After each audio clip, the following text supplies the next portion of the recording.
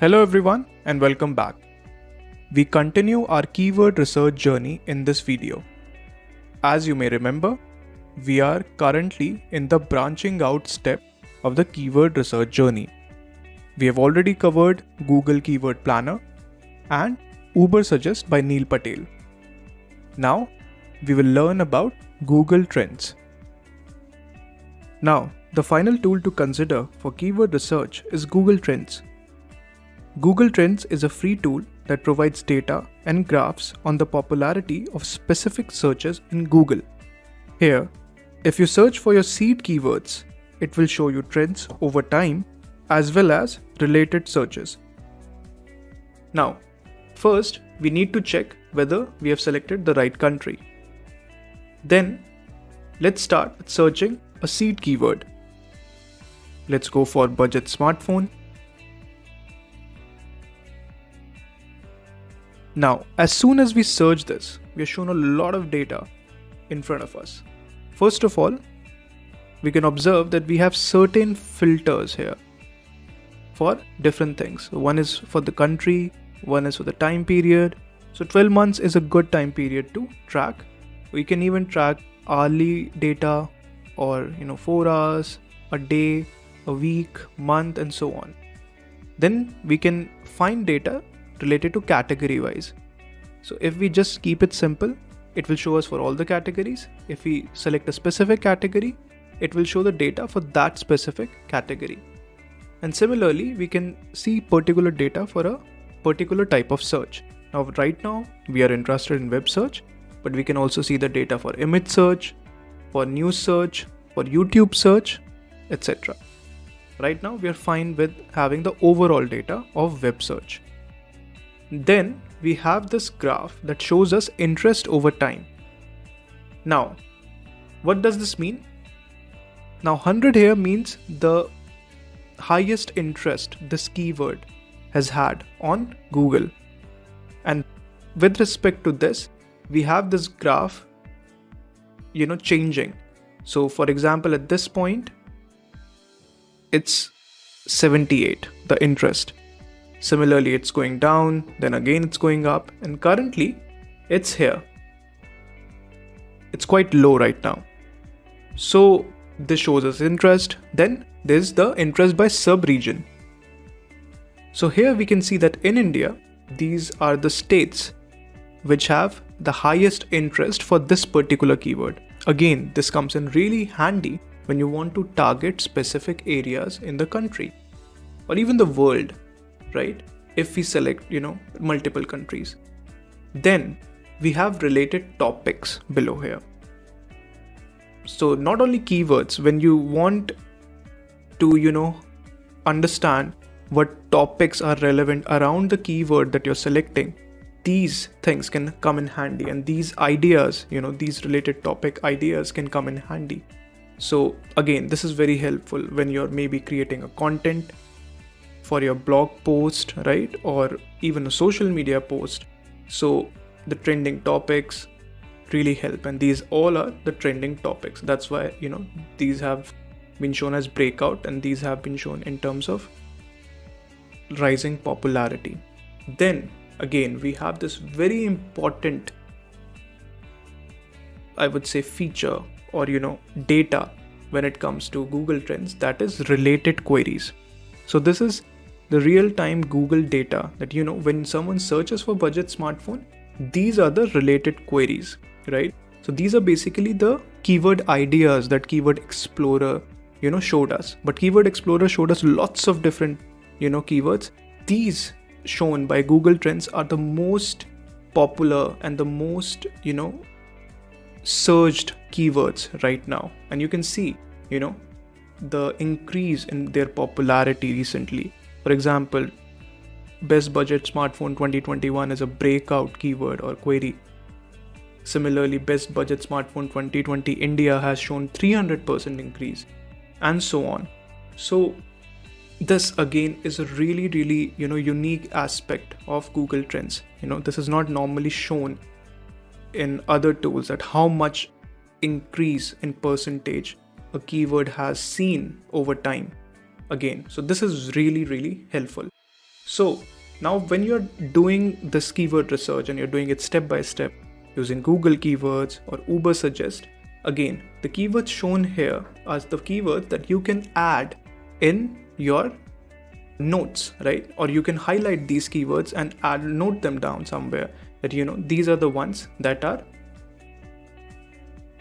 increasing in popularity. Similarly, at the top, you can note down the interest over time. So if you can see that, in the past 12 months, the interest for this keyword has decreased. So maybe this might not be the right keyword for now, or, you might need to think or wait until this keyword gets more popular, right? So this really helps to, judge a keyword's popularity. So I would say, keep all these things in mind, understand the interest for the keyword, understand the interest by sub-region, look at the topics so that, you can create content around them on your website, and take notes of these queries and note them down for your keyword research. So that's what Google Trends is for primarily.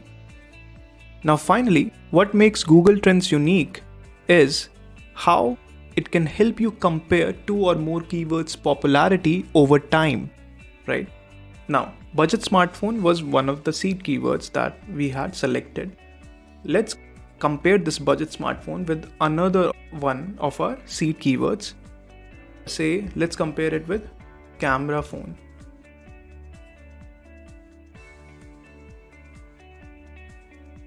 There you go.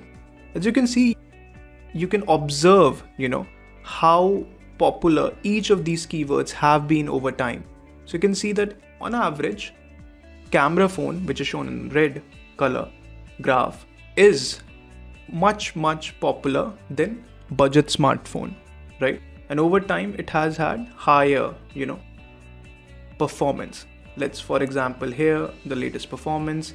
And in general, at every point of time in the past year, it has shown better performance in terms of interest over time. So yeah, you can see that, compared to, budget smartphone, camera phones is a better keyword or better query. So this gives you a good idea. Then you can compare the keyword interest by region. So you can see that, camera phones has overwhelming search rate in all of the states it's been popular in.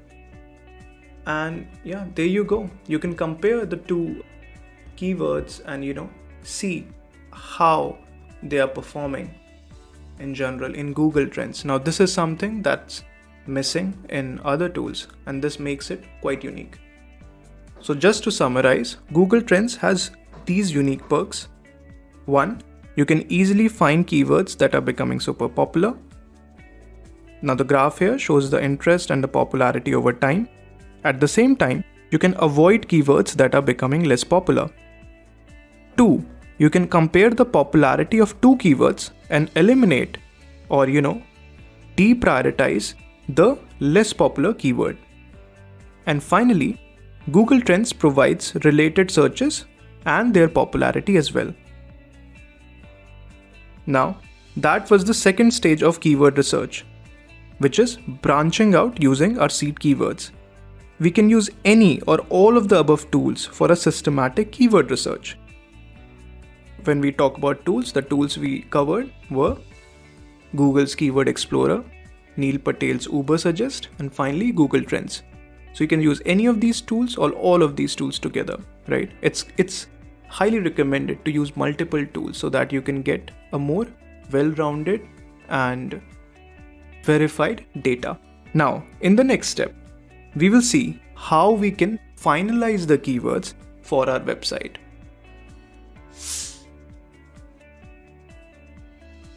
When we are finalizing the keywords for our website, the most important point to keep in mind is that we need to have a balance between focus and popularity. For example, if we choose budget smartphone, it may be very popular, which means it will have a lot of searches on the search engine. But the people searching for this may or may not be looking for the products that I am selling, as it is not a very specific search query. It is also a very competitive keyword and many existing businesses would be ranking well for it. On the other hand, if I choose budget smartphone below 10,000, it may lead to the exact product that I have on my website.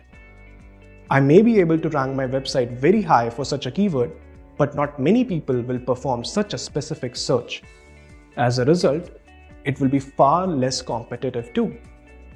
Such keywords, which are longer in length, usually more than 3 words, are very specific but have low average monthly searches, are called the long tail keywords. Best camera phone under 15,000 is another example of a long tail keyword. The other, shorter, less specific, but very popular keywords are known as short tail keywords. Camera phone and gaming phone are examples of short tail keywords.